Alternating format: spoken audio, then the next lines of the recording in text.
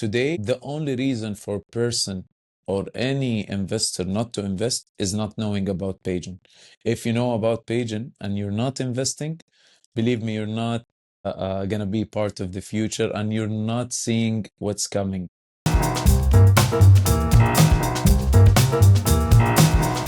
And welcome to CleanTech Talks, where I sit down with global leaders and visionary investors shaping the future of our cities and planet. Today, I'm really excited because we're joined by Talal Bahabri, who is an entrepreneur, founder of Cousin, and I guess a proud investor in Pavegen, dialing in live and direct from Jeddah. So, Talal, welcome today from Jeddah. Thank you. Great to have you on the show, I guess. Thank you very much. And thank you for the interview. I'm so excited for this interview. And it's always a pleasure to meet such great, passionate entrepreneurs from all around the globe. And you're one of them, definitely, Lawrence. Well, great. I know since we first met, we were at the LEAP conference in Riyadh, which is all about the future of technology, AI, and innovation. And I think you came across Pavegen, and it really all started there, didn't it? When you first saw this 100%. kinetic floor. 100%. I mean, I literally remember every minute of that first time we met because it dragged my attention.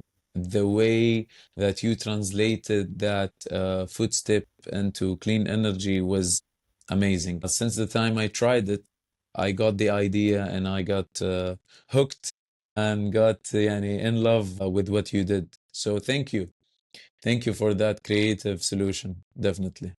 Great. And I think that we're going to come on later on to talking about the Saudi opportunity, but I think we met at the very intersection of when Pavegen's growth started to really take off in Saudi, and we'll come on to it soon. But it'd be great as an investor of Pavegen and obviously an entrepreneur within your own right, based in Jeddah. It'd be great to have a bit of an introduction from yourself. Tell us about Cousin, tell us about your work with the government and what you're doing in Saudi. We'd love to hear a brief intro from yourself. Yeah, absolutely. So my name is Talal Bahabri, as you introduced me. I'm the managing director of Cousin, a co-founder and the managing director of Cousin. So basically, Cousin is one of the very few pioneers of local agencies. We started back in 2018. So today it's our 7th year. Actually, in this month we'll be closing 7 years. So we started August 2018, where we found that there is a room for new creative direction, localized direction, more relevant to the culture, where we didn't used to have Saudi original content creation. It was mainly coming from international firms, and most of them are international marketeers and content creators, where we didn't really had originals. We didn't really had Saudi sort of commercialized creative campaigns or content or even visuals. We didn't had that art side of the creation. So today we continued 7 years in Cousin, and now we are one of the leading local agencies in Saudi, where we look after our clients, and most of them are coming from the government and semi-government enterprises. And we did most of the initiation of the new trends. So we create new musical lines, new content, new creative campaigns. And honestly, we've been seeing the evolvement of that. So coming from a small agency and growing in 7 years to take it from 3 employees, now we're reaching 30 in 7 years. This is not something easy if we didn't have support and we didn't have this competitive edge. So today, whenever you are creative, whenever you are innovative, Saudi is the place to take you further and to fast track your company career. So that's in short. I hope I answered your question. No, it's great. And I think the last 7 years must be really exciting for you, but I guess you've compiled that with just crazy amount of, I guess, projects, innovation happening in Saudi Arabia. If you go back 20 years, there is nothing like that. Even if you look at the last 3 years alone, I guess everyone's heard of Neom and everyone's heard of the line, and I think it's a bit frustrating that a lot of the airtime that Saudi Arabia gets is about these one or two projects, but there's so many more projects. And like, what's the energy like at the moment in the innovation space in Saudi? With someone on the feet on the ground, how would you Mhm. describe it? So basically, today it is fueled by an innovative leader. Today, when you speak about Saudi, you're talking about a population where 70% of that population is under 30 years old. Mm. And this is something crazy. It's a young generation, young country with a lot of fresh blood, a lot of creative thinking, a lot of passion. Okay, so when we are getting fueled by a leader who's controlling that vision and heading towards 2030, this is the result. So what happens in 100 years happens in Saudi in just 2 or 3 years. We have mega and giga projects that is about to get submitted in the next 2 and 3 years, where it started only 5 to 7 years ago. So we're having not just Neom and the line. People don't know about the rest of the projects, but because of the massive marketing and campaign for Neom and the line, because it's a whole new city, something out of imagination, let's say. It's the futuristic side of cities. This is why people are talking about it. But we do have many other projects, such as Red Sea, on the Red Sea side, western side of the country. We have Giddiya. We have it in the centralized side of the country. We have a World Cup coming in, Expo coming in, Asian Cup coming in. We have also Seven Flags, where it's a competitor of Disneyland and so on and so forth. So we have many projects going on in terms of infrastructure, in terms of entertainment, in terms of sports, you name it. Many projects that helps and support, the quality of life. It's getting improved so fast in Saudi. And now we're having 13 new stadiums across the country. I do know countries from the first line of countries, first line of economy, and they're having one stadium in 10 years, one new stadium in 10 years. Now we're having 13 stadium in 2 years, of I mean, it's time. crazy So because I mean, England only has probably 13 main stadiums, like big ones that we use a lot for events and football matches and so forth. The 13. I mean, that is just even that yeah, volume of steel is just scary, isn't it? Of the absolutely. scale of what's being built there. One thing I always Absolutely. think is like young people in Saudi today. Everyone gets education and then goes into work, and the young people in Saudi are not just going to work; they're working on like the biggest urban development projects in the history of the world, or the tallest building in the world, Jeddah Tower, or like a game-changing piece of urban innovation, like I guess even like Sports Boulevard, this 52 kilometer long walkway right in the middle of Riyadh. So I think that is a really important piece of energy there that's going to really change things. Lawrence, what's funny about this? And when we are living in a country who's moving massively with projects, with innovation, with execution, you know what? Literally, from the amount of projects that is happening and the news that is happening in Saudi, I totally forgot about as you mentioned, the longest, for example, building. I totally forgot about the Riyadh Boulevard. I totally forgot about the world largest zoo in the world, which Mm. is King Salman Zoo. It's happening now. It's under construction. So what I'm here trying to say, the amount of projects, the amount of innovation is endless. Definitely, as a young, passionate person, I want to be part of that story, either directly or indirectly.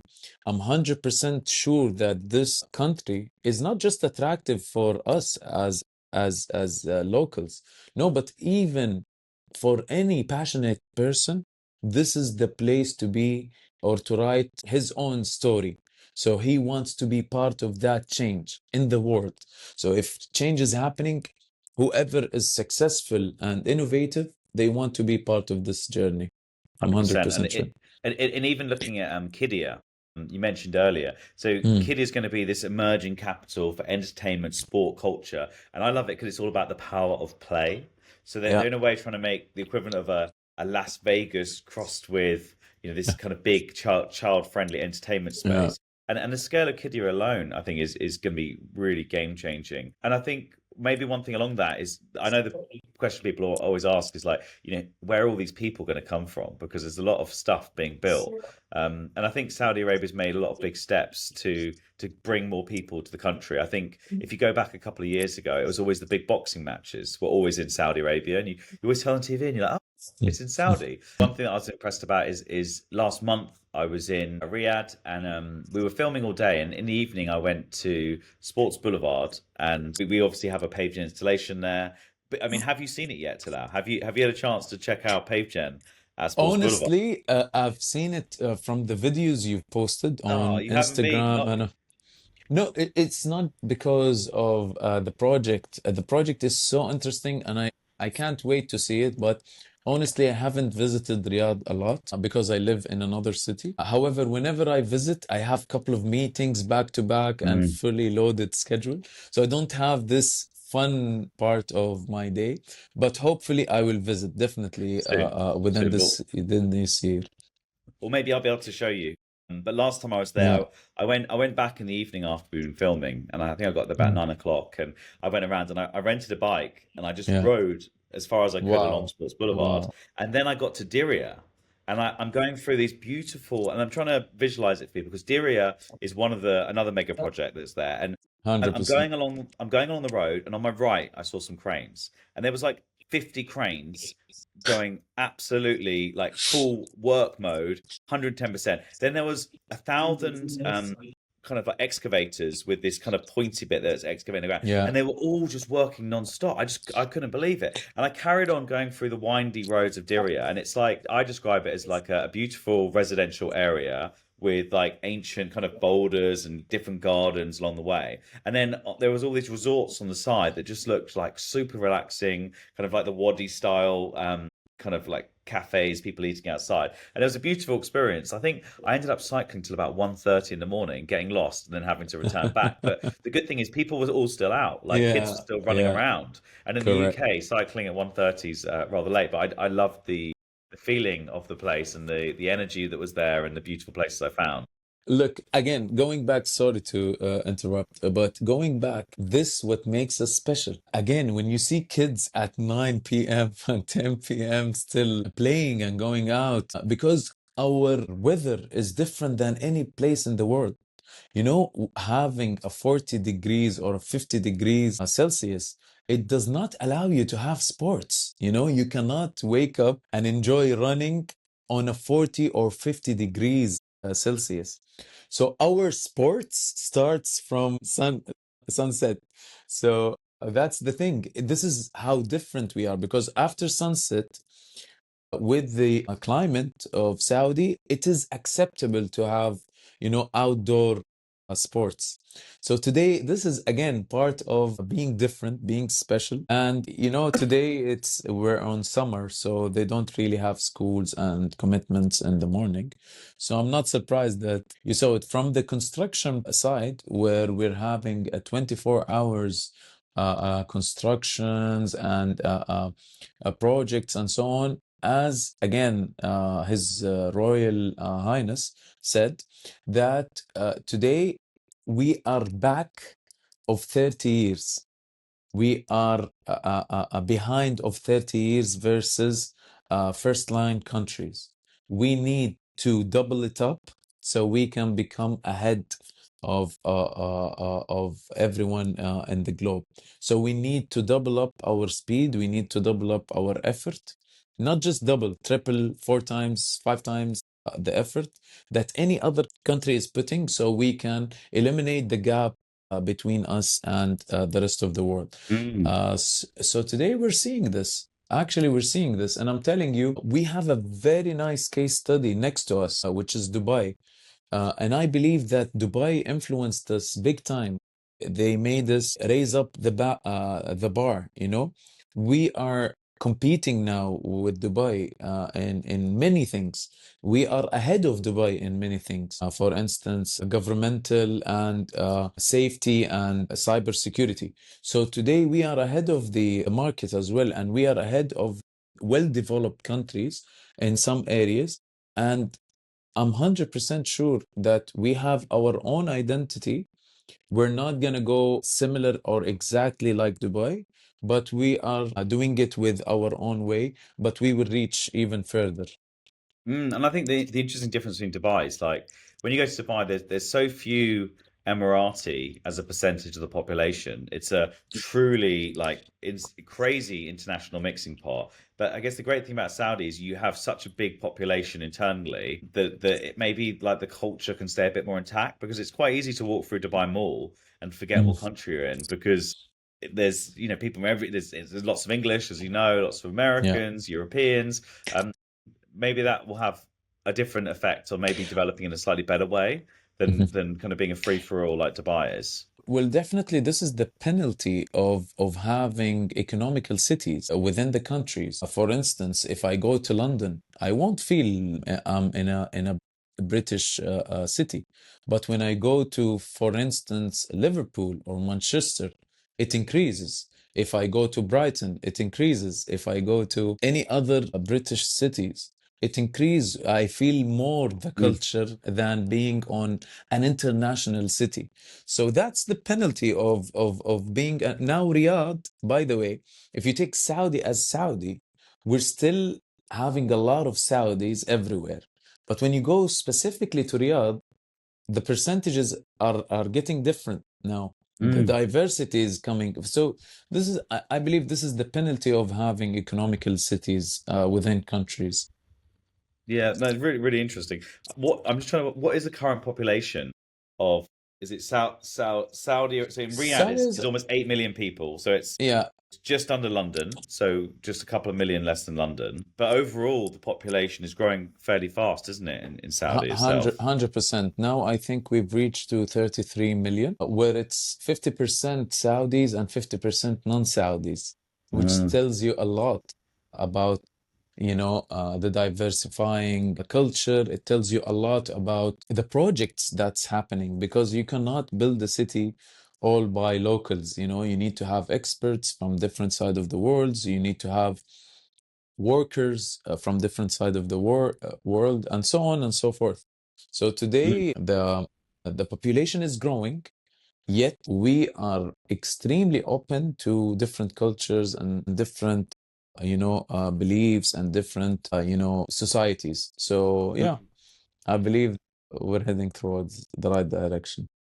And one thing that I found really interesting in my time in, say, Qatar compared to cities like Riyadh is I was going around Musharraf in Mhm. Qatar, so the amazing design district. Yeah, it was absolutely beautiful. It was full of the most amazing retail I've seen. Every element had been really well considered. But the one thing I didn't see was people. And the one thing I see a lot That's of true. in That's true. Riyadh is I see people, and I think one of my beliefs is that cities are the most important thing in a city is people. It's the population within it. It's the communities that come forward. And from looking at Sports Boulevard as a place where people can come and play soccer, ride their bike, go on the swings, play on the slides, run on running 100%. tracks. That community element's really important. It's somewhere you do really feel part of that community in somewhere like Riyadh. And I think if you put that community element as a core driver or to one side, and then also say, well, there's so many projects that are happening. We've talked about a few of them. I think it's a really amazing intersection for where PaveGen sits. So right now we're in negotiation for installations in 7 stadiums, and we have Sports Boulevard, which it's the largest linear park in the world. We're speaking to people like Jeddah Tower, Neom, and others. Where do you see the biggest opportunities for things that obviously we're in clean tech and smart infrastructure? Where do you see that big opportunity in Saudi? I know the whole place, but where specifically do you think those big opportunities lie? Okay, just to make it simple and short, definitely the highest potential in specific, if you want a specific answer, it's Neom, definitely. Because Neom is a futuristic city. The line is a futuristic project. So today, what you are doing is serving more a clean environment, more futuristic solutions. So today, if we want a specific answer, then definitely it's NEOM and the Line project. However, I believe that the future comes with a clean energy, clean water supply, clean recycling, and this what will help us live a better life instead of all of those gases and poisonous products. It's better to live and to improve the quality of life by alternative solutions. So today, a specific answer I gave you, but a general answer, it can fit with any city or culture that looks after a better quality of life objectives. So yeah. And what does Saudi on that note, like what do Saudi citizens, especially the youth, care about right now in terms of climate change and So technology? What's important to them? so basically, as I mentioned, today we have a lot of development when it comes to the mindset of the population because it is led by a young, innovative, educated people. So this is what I'm telling you. It is fueled by those who came from scholarships, who lived in clean cultures on a recycled way or mentality of products. So today, any eco products or clean energy or better climate for their cities and their houses and their projects is actually a target for all the population, not just for one side or one project. No, it's for everyone. Yeah, it's a really good way of looking at it, and I think the way that the change is happening, it's never been, a faster time. I think we also, I just remembered the project we haven't talked about. There's also Trojea going on, and I heard the talk about it where they're Georgina, building Trojena, that they're building yeah, the biggest new ski resort ever, and apparently 100%, the order 100. for the steel was the Mhm, largest steel order ever placed. So mhm. we're going to go skiing in Saudi Arabia soon, and especially for young people, Absolutely, that's really important. absolutely. Octagon, the floating city, Sindala, and it just goes on and on and on. So I just feel like there's a lot of potential to really shape the future there. How do you think Payton's going to play a part in this? How could it's really exciting what's going on there. How do you see PaveGen being part of it over the next 5 years? Again, they are all serving the same objective and they are all matching and aligning with the vision of 2030. So today, one of the most important pillars of the vision 2030 is having a better quality of life. So today, Trojena is coming behind a better quality of life. Red Sea is coming behind better quality of life. Why? Because this is an entertainment and sports. It serves both objectives. Red Sea is coming behind entertainment and sports as well. If you go to each and every mega project, it has an objective for, as a conclusion, for a better quality of life, for a better comfortableness for the population. So today, all of this is aligned with Pagan objectives. Pagan objective is to give the world a better solution, a cleaner solution, a cost-cutting solution, a better utilization, better efficiency of resources. So they're both aligned to a conclusion of a better world, a better life that we're living. Definitely. Well, I think you couldn't have said it any better of the alignment of how things are all going to come together. And we're a key way to do that. Do you see a lot of startups and innovation in what you do? And what makes Payton stand out from the hundreds of companies that you see every day? Actually, is I mean, today, if you want to talk about business and economical scale, what makes it stand out? There's an answer, okay? But if you're speaking about a business model, there's a better answer. If we're speaking about, financials and economical GDP and so on, you have a patent that no one else ever had before. It's a creative, innovative solution. No one else has. So this is a standout by itself. It's an added value by itself. It's a competitive advantage by itself. But when you speak about the objective, you have an objective that no one is currently serving. Because yes, we do have clean energy, but comes from an expensive solution, for example, like the sun cells or the electricity that comes from the sun. So Mm. this is an expensive solution no one can afford, or very few people can afford. So today, having electricity sourced by those sun cells or the steamers, this is something that no one can afford or only few people can afford. So today, by scaling up Pagan, you can afford it even in your house, even in your playground, even in your backyard.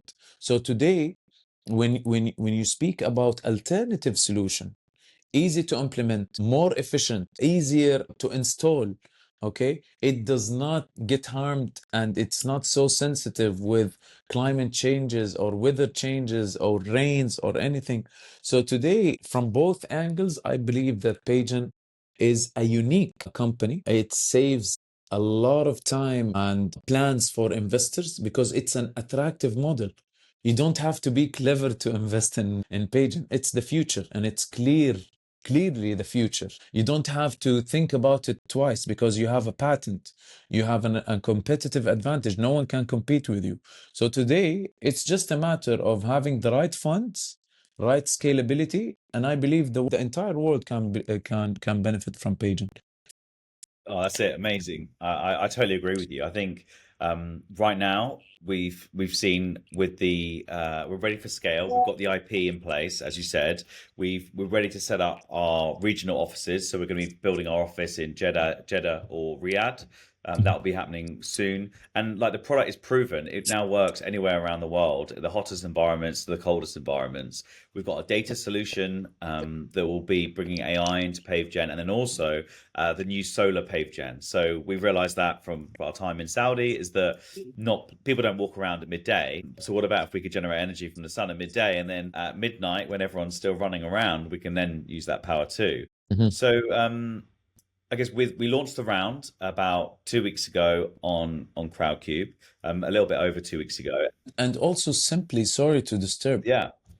we have in Pageant different products. So today, whenever there is no sun or indoor stages, where we have huge stages indoor, huge parks indoor. We have a zoo currently live in Jeddah indoor, a zoo indoor. So today we do have alternatives, malls, parks, zoo, for instance, a skiing playgrounds, and so on and so forth. So we have a huge amount of indoor stages where we can plug our other alternative product that doesn't have this solar cells for a cheaper or a better alternative solution that helps all the people who are working. So it fits Definitely. on both. It fits on both. No, I love that. And I think, yeah, malls are places people spend a lot of time as well. So there's some great use cases there. And we launched our round a few weeks ago. We've just hit, I think while we're on this call, we've just hit 1.2 million pounds investment. And that's been invested from, last I checked, was just over 900 different investors. So Wow. we got the round ends midnight on Mhm, Sunday. mhm, So midnight on Wednesday this mhm, week mhm. is our as it cuts off, and is the last chance for people to invest before we really look towards the next phase of scale. Have you got any final pointers for any investors who might be looking at this deal at the moment? You identified it early, and you've obviously seen the opportunity literally under your feet, I guess, in Saudi Arabia. Have you Mhm. got any final pointers to any investors about the future of PaveGen? Well, actually, I'll just make it simple, okay? The only reason for people not to invest is that they don't know about. If you don't know about Pageant, you are absolutely have an excuse not to invest. But if you know about Pageant, if I don't, I'm not speaking about investors, I well-educated investors, smart investors. I'm speaking about a normal person. You don't need to be smart to invest in Pageant. This is the future. within the globe. This is the future, especially in Saudi, with all the transformation that's happening, with all the projects that is getting fueled. And I'm telling you, you don't need to be smart to invest. You need to be just normal to invest and to believe and to know how beneficial Pagan is. Today, the only reason for person or any investor not to invest is not knowing about Pagan. If you know about Pagan and you're not investing, believe me, you're not gonna be part of the future, and you're not seeing what's coming next. So I highly thank all the believers, all the people who invested in Pagan, because they're one of us. They are similar to our belief. Okay, and for the rest who didn't see, I feel sorry for you, and I hope that you will know Pagan very soon and invest on the next round, hopefully. And look, it's all about the future. I think we've shown here that the potential in Saudi alone is huge. You know, just two or three of the projects we've mentioned, those installations are enough to blow our revenue numbers out the water for the next 2 years. So our plan is to grow in Saudi market, also to focus on Asia, out of Hong Kong, Singapore, North America, and then Europe from our London base. So we've got this huge global platform where I guess it's being spearheaded at the moment with our most recent large contract with Sports Boulevard, but it is just the start. So there's a massive potential there. So you know, And what's amazing about it, Lawrence, that I know personally that you do have investors from all sides of the world, and that helps Pagan a lot when you want to have a new office or have a new infrastructure or a factory, that you have trusted investors in each and every place of the world. So I'm telling you, it adds a lot. And you know it, in Saudi, you have not just an investor, you have a partner, you have a brother, and you have one of the firm believers of Pagan, and you are actually planning to come and to have an office in Saudi. So that will hopefully be even stronger and better once we collaborate on this, and hopefully a great future for Saudi and for Pagan. definitely. Well, look, Talal, I can't thank you enough for your support as an investor, and big advocate for PaveGen, and hopefully we'll work together more in the future. So it's been great to have you on today and to give Thank us a you. bit of a snapshot into a completely new world for many Mhm. people watching as well. So Talal, thank you so much for your time. I know how busy you are. Look, Absolutely. I'll see you very soon in Riyadh or Jeddah in the coming Absolutely. weeks when Absolutely. I next come out there. So look, thanks so much for your time today. We really appreciate it. Thank you. Absolutely. I'd like to thank you for the interview and for the opportunity. And hopefully, we will have a great collaboration together. And not just me as a person, you have cousin by your side as well. You have a whole digital and content creator agency by your side whenever you want to kick off your creative campaigns or projects in Saudi. You have cousin by your side, and you are more than welcome. Well, let's do it. Let's do it together. We're really excited about the future. So Talal, over and out from us. Thank you so much. No, thank you guys. Thank you very much.